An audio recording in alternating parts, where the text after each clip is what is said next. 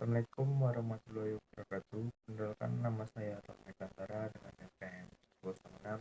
Di sini saya dan juga teman-teman saya akan mempresentasikan hasil dari kerja kelompok kami mengenai laporan buku teori negara kesatuan. Adapun anggota atau teman-teman saya yaitu Alifa Sabrina Putri dengan NPM 101, Bulan Biar dengan NPM 129, Tommy Kantara dengan 106, Bina Mustafa dengan 146, Udi Rayu dengan 107, Sergi Finana dengan 141, Melas Rita dengan 119, Alivia Finana dengan 148. Selanjutnya adalah identitas buku. Judul dari buku ini adalah Teori Negara Kesatuan. Penulisnya adalah Dr. Andes Astin Rianto, SHMH. Penerbit yaitu Yayasan Pembangunan Indonesia atau YAPindo. Tahun terbit yaitu cetakan pertama pada bulan Mei 2006. Jumlah halaman yaitu 224 halaman. ISBN yaitu 1789799939011. Terima kasih. Izin melanjutkan. Negara kesatuan memang merupakan spesies dari genus negara. Negara sendiri menjadi suatu wujud nyata dari hasrat manusia untuk hidup bersama dalam suatu masyarakat yang terorganisir. Nah, dalam konteks ini, negara sebagai salah satu bentuk asosiasi yang memiliki posisi yang tinggi dalam struktur organisasi. Hal ini dikarenakan negara memiliki kekuasaan dan wewenang yang luas untuk mengatur dan mengendalikan segala aspek kehidupan masyarakatnya. Selanjutnya akan dilanjutkan oleh teman saya. Baik, di sini saya akan menjelaskan tentang istilah negara kesatuan. Negara kesatuan adalah sistem pemerintah di mana kekuasaan tertinggi berada pada pemerintah pusat, sedangkan daerah-daerah atau provinsi memiliki otonomi yang lebih terbatas dibandingkan dengan sistem negara federal. Selanjutnya, asal mula istilah negara kesatuan. Istilah negara kesatuan telah digunakan sejak abad ke-19 di Eropa, terutama dalam konteks pembentukan negara-negara modern seperti Prancis dan Jerman. Istilah ini mengacu pada model pemerintah di mana kekuasaan pusat dipegang oleh satu entitas dan daerah-daerah lainnya memiliki otonomi yang lebih terbatas. Prinsip ini bertentangan dengan sistem federasi di mana kekuasaan dibagi antara pemerintah pusat dan daerah otonom. Selanjutnya, definisi negara kesatuan.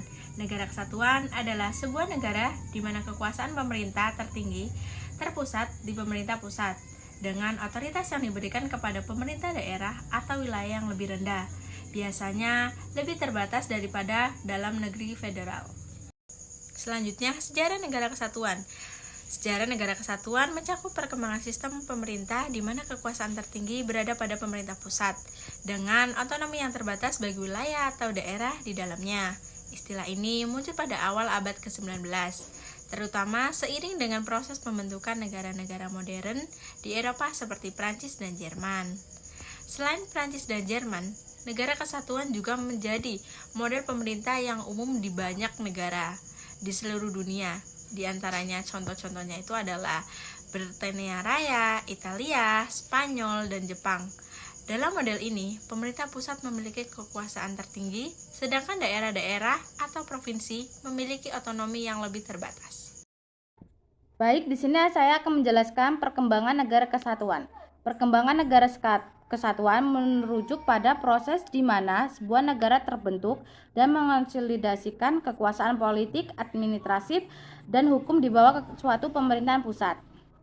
Ini juga sering melibatkan penggabungan wilayah-wilayah yang sebelumnya otonom atau independen menjadi satu entitas politik yang lebih besar. Misalnya dalam sejarah pembentukan negara kesatuan Jerman, Prancis melibatkan penggabungan wilayah-wilayah yang sebelumnya terpisah menjadi satu entitas politik yang lebih besar. Aspirasi pertama, nasionalisme juga mengacu dalam upaya untuk membangun atau memperkuat identitas nasional yang bersatu di antara sekelompok orang dengan adanya ciri-ciri bersama, seperti bahasa, budaya, sejarah, atau agama.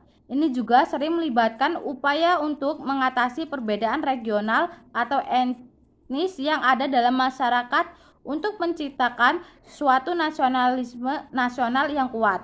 Aspirasi pertama nasionalisme biasanya muncul di tengah-tengah perubahan politik, sosial, atau ekonomi yang signifikan dan biasanya menjadi dasar bagi pembentukan negara modern. Selanjutnya, esensi negara kesatuan. Esensi negara kesatuan dapat diartikan juga sebagai konsep kekuasaan politik dan administratif di negara yang berpusat di pemerintahan pusat atau sentral, di mana dalam konteks ini sentralisasi kekuasaan mengacu pada proses di mana keputusan sebuah politik dan administratif utama dibuat dan implementasikan oleh pemerintah pusat dengan sedikit kewenangan yang diberikan kepada pemerintah daerah atau identitas regional lainnya. Dalam Undang-Undang Dasar Konstitusi Federal atau yang disingkat dengan UUD adalah hukum dasar yang dimana mengatur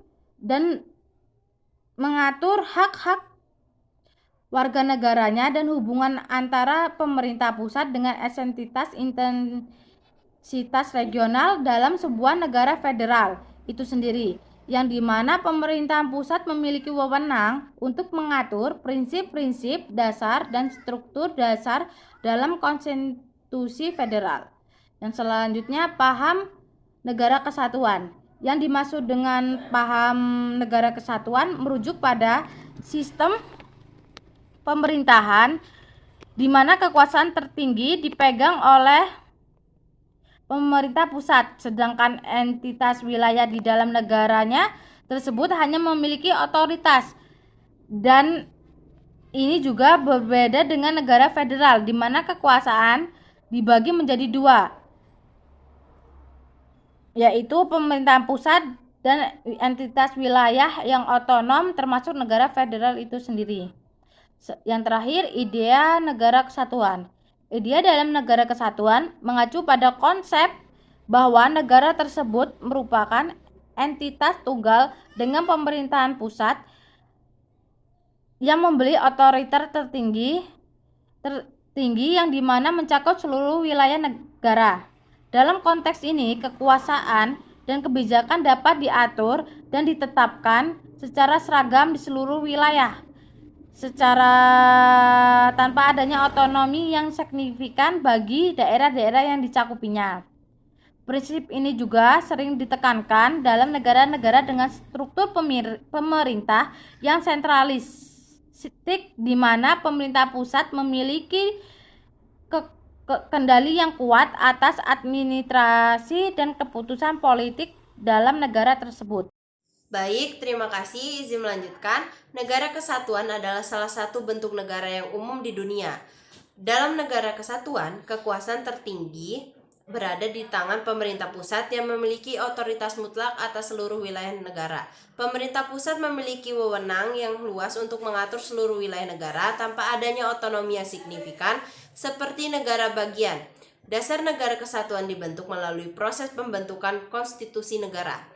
Konstitusi negara merupakan dokumen hukum yang mengatur struktur pemerintahan, pembagian kekuasaan, dan hak-hak warga negara. Dalam konstitusi, dasar negara kesatuan dijelaskan secara rinci, termasuk kewenangan pemerintahan pusat, hubungan antara pemerintah pusat dan pemerintah daerah, serta tujuan negara kesatuan. Proses pembentukan konstitusi dapat melibatkan berbagai pihak seperti Badan Konstitusi, Komite Konstitusi, dan lembaga legislatif. Para pembuat konstitusi akan mempertimbangkan nilai-nilai dasar, prinsip-prinsip, dan tujuan negara dalam merumuskan dasar negara kesatuan. Selain itu, pengalaman sejarah, kebutuhan masyarakat, dan konteks politik juga dapat mempengaruhi pembentukan dasar negara kesatuan. Dasar negara kesatuan mengacu pada prinsip-prinsip dan struktur yang membentuk negara yang bersifat berpusat dan satu kesatuan.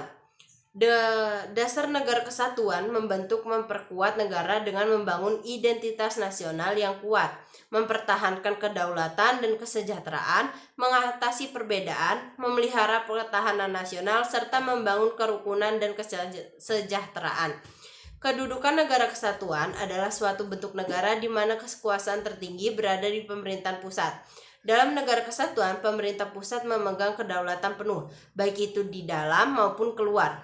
Hal ini menunjukkan bahwa pemerintah daerah memiliki kewenangan yang terperinci sesuai dengan pemberian dari pemerintah pusat yang diatur dalam undang-undang. Dengan demikian, negara kesatuan memiliki satu undang-undang dasar yang berlaku di seluruh wilayah negara, satu kepala negara dan satu dewan menteri, kabinet atau satu parlemen.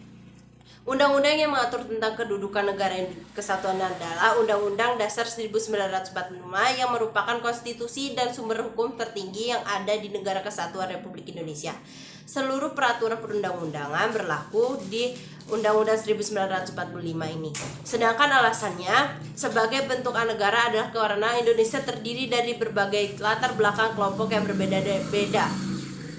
Dibentuk sebagai negara federasi, dapat terjadi perpecahan akibat perbedaan latar belakang tersebut. Selain itu, Indonesia pernah menjadi negara federasi namun gagal karena merusak kesatuan negara.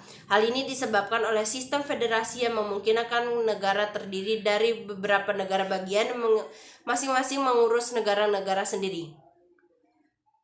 Dan alasan bentuknya negara kesatuan adalah untuk menjamin keragaman dan konsistensi penerapan hukum dan kebijakan di seluruh negeri. Hal ini juga dapat membantu memperkuat persatuan dan kesatuan bangsa, sedangkan tujuan negara kesatuan antara lain mempertahankan kesatuan dan kesatuan. Negara kesatuan bertujuan untuk mempertahankan kesatuan dan kesatuan bangsa. Ini mencakup menjaga integritas wilayah negara, memperkuat tingkatan sosial dan budaya antar warga negara, serta mengatasi perbedaan dan konflik yang mungkin timbul. Melindungi seluruh warga negara dan bangsa tumpah darah Indonesia, sekaligus negara kesatuan bertujuan untuk melindungi seluruh bangsa Indonesia tanpa memandang perbedaan suku, agama, ras, dan budaya.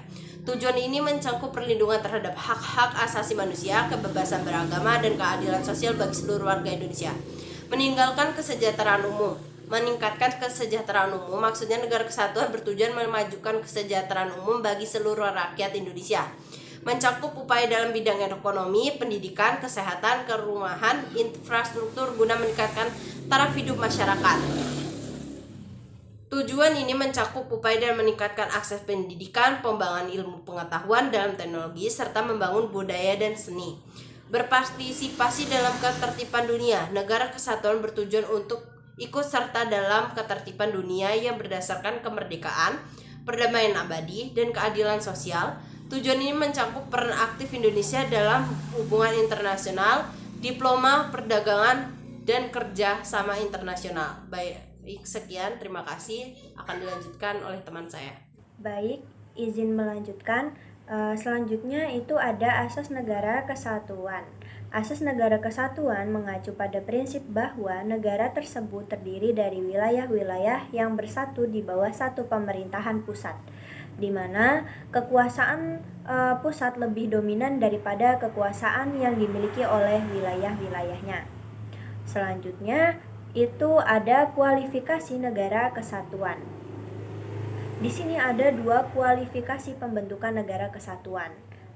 Yang pertama yaitu perasaan nasional pada masyarakat yang mengacu pada rasa identitas, solidaritas, dan kebanggaan yang dirasakan oleh masyarakat itu sendiri terhadap negaranya. Kedua yaitu adanya keinginan dari masyarakat akan kesatuan, yaitu yang merujuk pada dorongan atau keinginan bersama untuk memelihara, memperkuat, memperluas, serta mempertahankan dan mengamankan integritas dan kesatuan pada suatu negara.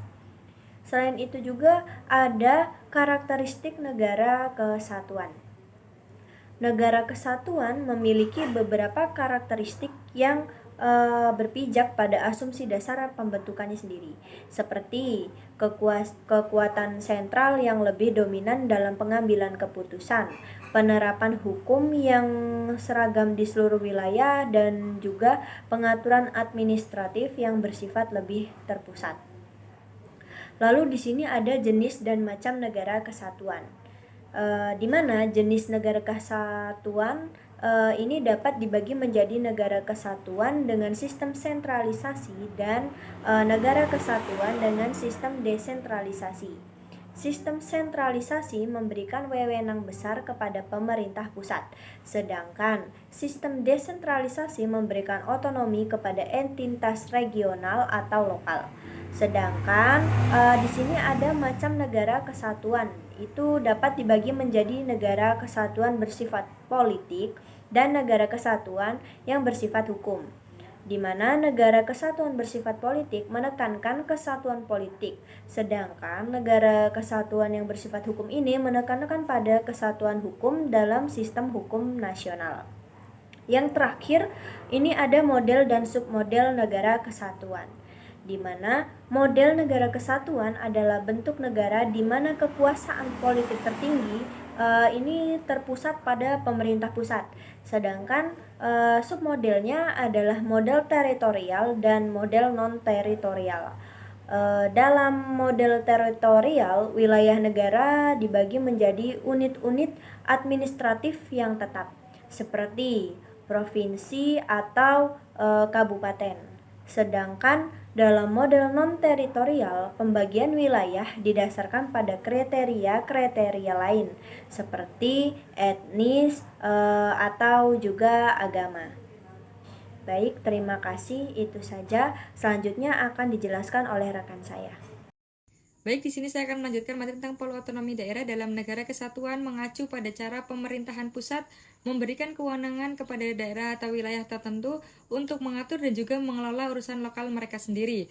Dalam konteks negara kesatuan seperti Indonesia, pola otonomi daerah diatur dalam Undang-Undang Nomor 23 Tahun 2014 tentang pemerintahan daerah. Ini mencakup penyerahan wewenang kepada pemerintah daerah dalam bidang seperti pembangunan, pelayanan masyarakat, dan juga perekonomian regional sambil tetap menjaga koordinasi dengan pemerintahan pusat untuk kepentingan nasional. Selanjutnya yaitu susunan pemerintah negara kesatuan, yaitu mencakup struktur pemerintah pusat yang mengatur dan juga mengelola urusan nasional. Dalam konteks Indonesia, susunan pemerintah negara kesatuan terdiri dari presiden sebagai kepala negara dan pemerintah pusat yang terdiri dari kementerian, lembaga-lembaga negara, dan juga badan-badan lain yang bertanggung jawab atas berbagai aspek pemerintahan dan juga pembangunan nasional. Baik, sekian, terima kasih. Baik, terima kasih. Di sini saya akan sedikit menjelaskan tentang sistem negara kesatuan. Sistem negara kesatuan adalah bentuk organisasi politik di mana kekuasaan pemerintah berada di tingkat pusat atau pusat pemerintah. Karakteristik dari sistem negara kesatuan. Yang pertama ada kesatuan kekuasaan, yang kedua ada tingkat administrasi lokal, yang ketiga ada otonomi daerah, yang keempat ada kontensi hukum dan kebijakan. Tersong V. Caldervi yang menyebutkan unsur-unsur secara umum menggambarkan sistem kesatuan. Unsur yang dimaksud yaitu 1. Keseluruhan kekuasaan dipusatkan pada satu atau beberapa organ pusat. 2. Pembagian kekuasaan antara pemerintah pusat dan pemerintah daerah bagian. 3. Pemerintah di daerah bagian hanyalah bagian pemerintah dari pemerintah pusat yang bertindak sebagai wakil-wakil pemerintah pusat untuk menyelenggarakan administrasi setempat. Apabila dihubungkan, ada dua jenis negara kesatuan, yaitu negara kesatuan dengan sentralisasi dan negara kesatuan dengan desentralisasi. Dapat juga digolongkan ke dalam dua sistem negara kesatuan. Yang pertama, sistem negara kesatuan sentralisasi. Dalam sistem negara kesatuan dengan sentralisasi, semua kekuasaan wewenang pemerintah berada di pemerintah pusat. Yang kedua, sistem negara kesatuan dengan desentralisasi. Dalam sistem negara kesatuan dengan desentralisasi, pemerintah pusat memiliki peran yang dominan dalam pengambilan keputusan dan pengaturan negara. Sistem negara kesatuan dengan desentralisasi mengandung sejumlah indikator. Ada A, dalam negara kesatuan hanya ada satu kekuasaan. Ada B, seluruh kekuasaan dipusatkan pada satu kekuasaan. Ada C, seluruh kekuasaan berada pada beberapa organ pusat. Ada D, dalam negara kesatuan tidak ada pembagian kekuasaan pusat dan daerah. E, dalam negara kesatuan tidak ada pembagian wilayah atau daerah. F, dalam negara kesatuan hanya ada satu pemerintahan. G, pemerintah pusat adalah tertinggi di atas keseluruhan. H, pemerintahan daerah oleh kebijakan pemerintah pusat. Pemerintahan daerah hanya di bagian pemerintahan pusat. kepala daerah dapat diberi kewenangan sebagai wakil pemerintah. L. Kepada pemerintah daerah diberikan otonomi daerah. Baik, selanjutnya saya akan sedikit menjelaskan tentang kewenangan negara kesatuan dengan desentralisasi.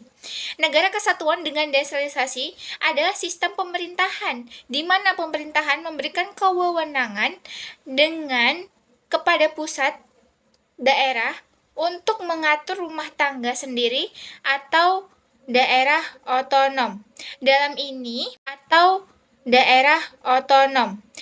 ini kedudukan pemerintah pusat tetap sebagai pemegang kekuasaan tertinggi, namun daerah juga ikut bertanggung jawab terhadap pemerintahan pusat dalam pelaksanaan otonomi daerah. Pada negara kesatuan dengan desentralisasi, pembicaraan mengenai kewenangan terkait dengan dua hal, yaitu A.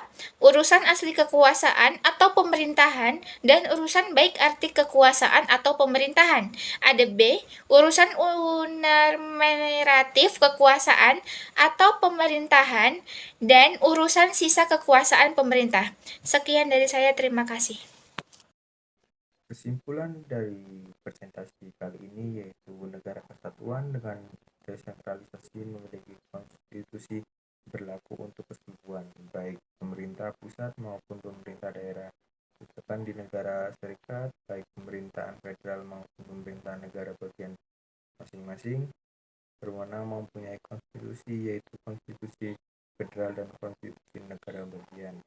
Dalam tatanan negara kesatuan dengan desentralisasi pembangunan mula-mula terletak di pusat kemudian disalurkan dari atas ke bawah, sedangkan dalam struktur negara kesatuan kekuasaan yang semula berada di negara-negara anggota kemudian mengalir dari bawah ke atas.